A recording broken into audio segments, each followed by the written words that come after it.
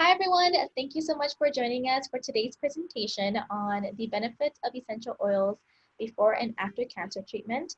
Please let us know what you learned from today's presentation by leaving us a comment down below. Now without further ado, I'd like to present to you Reiki and Pranic healing practitioner Tiffany Alvarez.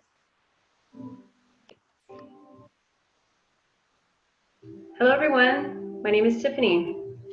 Thank you for joining us today. So excited to speak with all of you about some amazing healing oils, essential oils. I am a Reiki practitioner, Pranic healing practitioner. I also do other interesting things such as aromatherapy. I work with crystals. I also play sacred instruments for healing.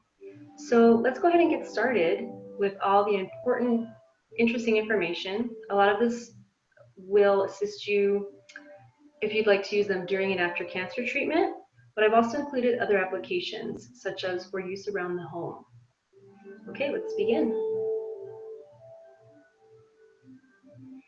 Okay, so what is an essential oil? If you've never heard of one, they're very special, okay? They basically come from plants. They're most commonly steam distilled. So what happens is somebody gathers a plant, they may retrieve the bark, the leaves, flowers, stems, some piece of it, and they put it in a distiller machine. They basically raise the temperature in there and they have water which creates vapor, and it's a distillation process where they then extract the oils from the plants.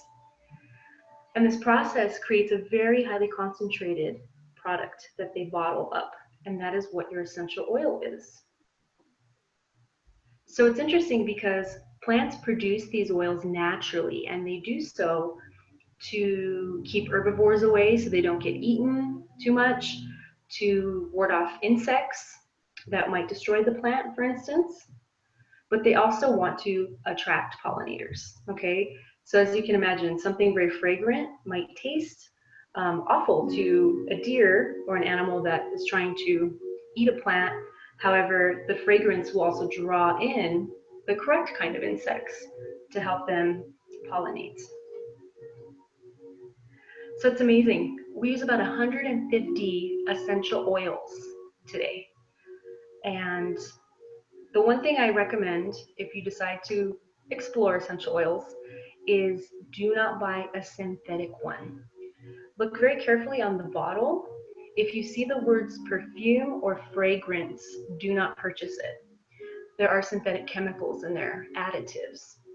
And the beneficial applications of an essential oil, a true essential oil, will not be contained in that bottle. So be a wary consumer and do your research before you decide to purchase.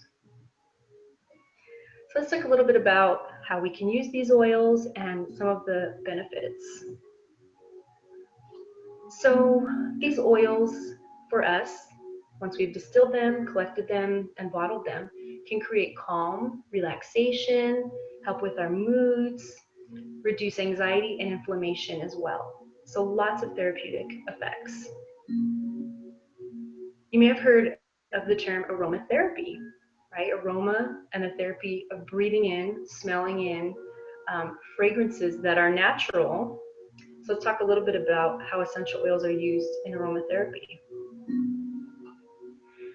So I will say it's very important before you go to the store, purchase oils, and start using them in your daily life to speak to your healthcare practitioner.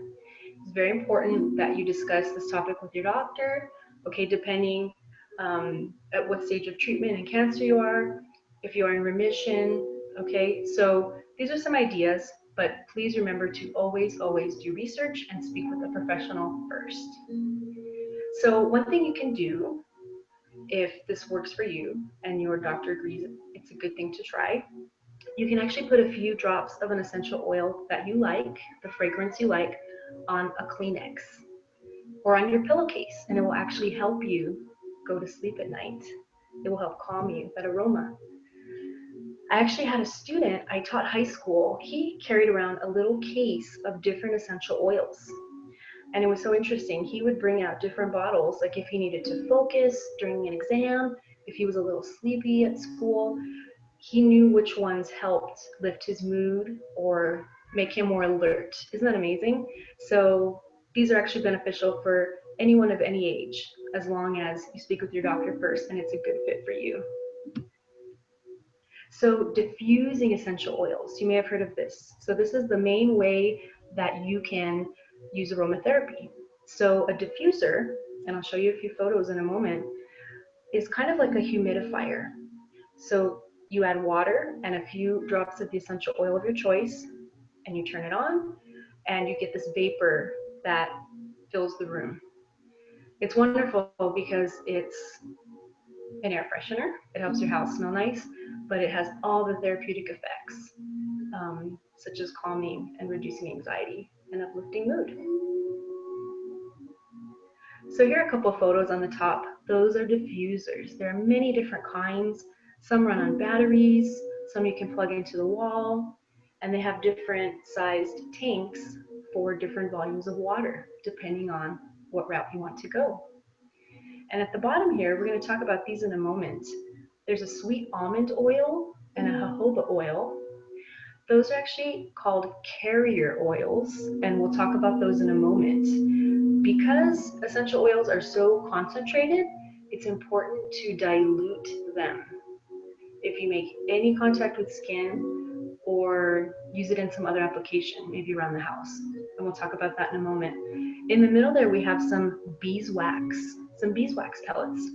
I will also talk about how you can add essential oils to beeswax, melt it down, or even soy, and you can produce a salve, and you can actually make lotions and other personal care products. Okay, so like I mentioned, during active treatment, extremely important to always consult with your health provider first before putting any essential oils directly on the skin, because sensitivity will vary between people, but we obviously do not want an adverse reaction, which can happen. Even though essential oils are therapeutic, everybody receives them differently. So if your doctor agrees it's a good idea to try some essential oils, here's some options for you. So the carrier oils, that's that concept I mentioned. I showed the photos of the sweet almond or jojoba. Those are a couple of examples. You could use coconut oil, sesame seed oil. There are so many out there, even olive oil, okay?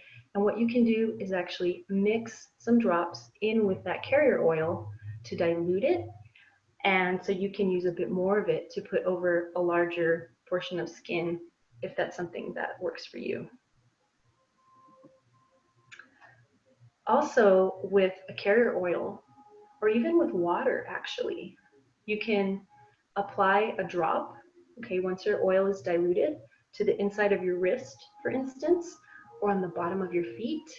Actually, for young children and babies, putting a tiny bit of lavender oil on the bottom of their feet helps a finicky child get to sleep. So it also calms adults. It works for all of us. Okay, so I did mention you can make a salve for dry skin. It can also be used for burns or cuts. So essential oils can help in all of those situations for healing. They have healing properties. However, always be careful, whether it's in an oil, if you made it with the beeswax and a salve, to avoid your face and eyes always. Just very sensitive areas of the body. Okay, and an adverse reaction could occur if it were to get in those areas of the face. If your skin becomes irritated, do not rinse with water. Okay, if you start having a reaction with some oil on the surface of your skin, whether it's diluted, okay, it should be diluted. So once on skin, if it starts to burn or a reaction occurs of any kind, do not rinse with water, because we know water and oil do not mix, correct? So what you need to do is use another oil, such as olive or coconut, any kind really, and it will stop the reaction. Very important. So the first time you're going to use some oils, have another carrier oil around handy that you can use if you start to feel a sensation on your skin. It's recommended that you do not use essential oils on your pets. They are very concentrated, very strong, and again, an adverse reaction could take place, and we wouldn't want that for our furry friends. Okay, so for during cancer treatment, let me talk about some options and recommendations. So first of all, I do encourage you to advocate for yourself, okay? It's okay to follow conventional treatment. It's good, okay? It's also good to maybe explore other options that will assist you through your process of treatment. So there's nothing wrong with exploring alternative treatments that can support your treatment program. So you can even, incorporate acupuncture, meditation practices, mindfulness, even massages. And what's interesting is in a lot of those, essential oils are often used by practitioners.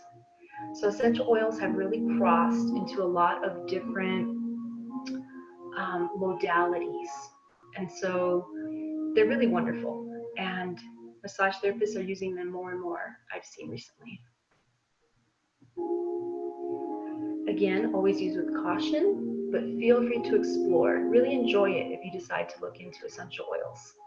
They can have really great benefits. Now, lavender and frankincense, these are always okay to diffuse, okay? So no matter your state of health, no matter your age, lavender and frankincense are very common oils, very healing, and there have not really been a lot of recorded observations of people having reactions. And for diffusing, for instance, they just really enter your nasal air passageways and go through the whole body and create that sense of calm and relaxation. It's interesting, lemon, if you get a concentrated lemon essential oil, they're known to be anti-tumoral. So in some studies, they have seen lemon essential oil cause tumors to subside. Isn't that amazing? So please know you can't consume most essential oils. 99% of them you cannot consume. We've talked about some topical treatment, diffusing, putting it on a pillow, on a Kleenex, right? But I will say this, if this is something you want to explore, doTERRA is a very reputable company. They sell a few oils like cilantro, lemon, lime, like other citruses, things like that, that you can actually consume, that you could add to water, for instance, like a drop a day, something like that. However, again, always seek guidance before doing something like that, but just know, isn't it amazing how these oils have crossed over into so many applications? So that's something else you could research as well. doTERRA, highly recommend that company. So in general, all citrus oils really help elevate mood, okay? And the smell of citrus, it also can relieve depression, feelings of grief and sorrow, okay? So they have done lots of studies on these oils, and citrus is a really amazing one. For relaxation in general, rose is great, geranium, and jasmine. Those are a few more that I highly recommend.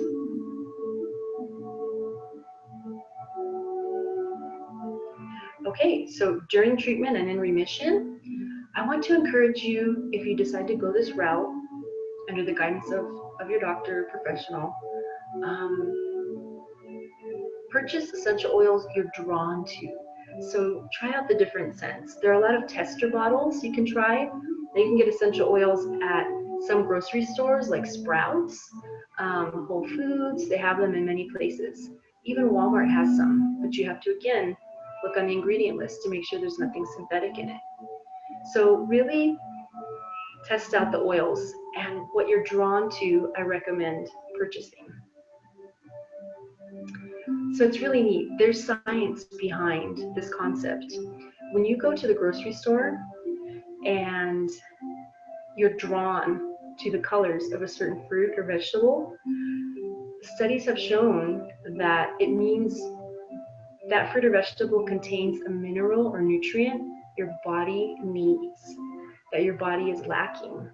Isn't that amazing how our eyes and our brain basically communicate with our entire body, and we're drawn to certain colors for certain reasons? So same thing with the essential oils. I bring up that example because it's the same kind of concept. Go with your intuition. And again, the number one rule, always test for sensitivities first. And not only on skin, definitely see how you react to the smell, okay? Um, if at any moment you feel dizzy, lightheaded, or nauseous, immediately put the oil down, and it's recommended you do not use that one at all, okay? So that's why it's good to test them out first, to read about them, read about the benefits, and really decide with some research what would be best for you. Okay, I'd like to cover some other applications in which you can use essential oils. So you can make cleaning products at home. I have my spray bottles just filled with water. I use peppermint, for instance, and citrus blends in the kitchen. Okay, it smells amazing. You can even use it to clean floors. Okay, so you know, your imagination is there's no limits. If you use your imagination with cleaning products, you can create whatever smells good to you. And in combination, like I mentioned, you can add more than one type of oil. So candle making, you can find candles these days made from essential oils. It's more and more common. And if that's something you like to do or would like to try, they definitely sell kits. You can purchase them probably at Michael's, places like that. And they may or may not include the essential oils, but you can incorporate them in. And again, that's another type of air freshener, right? And fragrance for the home. So insect repellents. Remember we talked about how plants produce these to repel certain insects, the ones that could destroy the plant, for instance. So I create my own repellents in small spray bottles with water and a combination. I use eucalyptus, tea tree oil, lemongrass, and you can look up recipes online. You can try your own, but this is a great option for your kids, for instance, for anybody of any age, really. It's natural, it smells amazing, right? And you can create it and make it your own. So that is another option for you. Another thing I recommend is trying a couple of drops in your bath water for relaxation. You might even want to add some Epsom salt or some Dead Sea salts, any kind of salt to the water as well. Extremely relaxing for the muscles, for the mind, okay, for the spirit. Wonderful. You can have really amazing experiences adding essential oils to your water. I personally like to just add lavender. That's my favorite. Whatever works for you, you may try. And it's wonderful because if you just put a few drops in the bath water, it's highly diluted, correct? Highly diluted because there's a lot of water in that bathtub. So the chance of reaction is extremely low.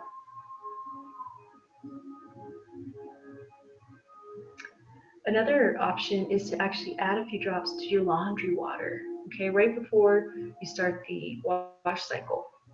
So again, whatever you're drawn to, what makes sense to you, what smells good, and hey, you could even use it and save money and not have to buy detergent if this is a route you'd like to go. So definitely try it out and see if it works for you. Okay, some final recommendations here. So that book, I actually own this book right here. But I'll tell you, there are hundreds of books, hundreds and hundreds on essential oils, and a lot of research and directories like that talk about different oils online. So just know there are plenty of resources when you decide to start researching. So anxiety, okay, for during treatment, after treatment, even just if you have stress in your life. This can be for anybody, okay? Anxiety. Lemon balm is good, cypress is great, and bergamot. So again, you can diffuse these. That's what's recommended to calm and relax, is to put them in the diffuser with water. Neroli is a type of essential oil that helps with grief and shock. Okay, so those types of emotions, neroli is extremely relaxing. It calms the nervous system. Okay, and it definitely helps with coping, acceptance, and yeah, just reducing stress and inflammation, helping the entire human body. So, like I've mentioned, do your own research. You can even speak with the naturopath, okay? Somebody who works a lot with herbs, maybe, and oils, and they work with all kinds of different things like that. They would have a lot of information and they probably have a lot of experience working with people.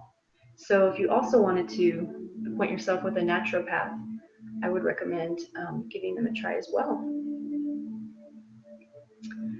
So, yes, the library, you may order books online. There's a lot of free information on websites as well. If you'd just like to go that route and print some things out or take notes for yourself. So, definitely have fun with it. And if it's something you're drawn to and this resonates with you, definitely look into it. All right, so I hope you enjoyed the presentation. Feel free, you may email me with any questions you have. You can also put the questions below the video here on Facebook, and Abigail will make sure to get those to me so I can answer all your questions. Thank you so much for joining me. Thank you. Thank you, Tiffany, and thank you to all for tuning in today. Don't forget to leave us a comment down below to let us know what you learned from today's presentation. And please don't forget to follow us on our Facebook at The Pink Ribbon Plays for future presentations. Thank you all so much, and until next time. Bye.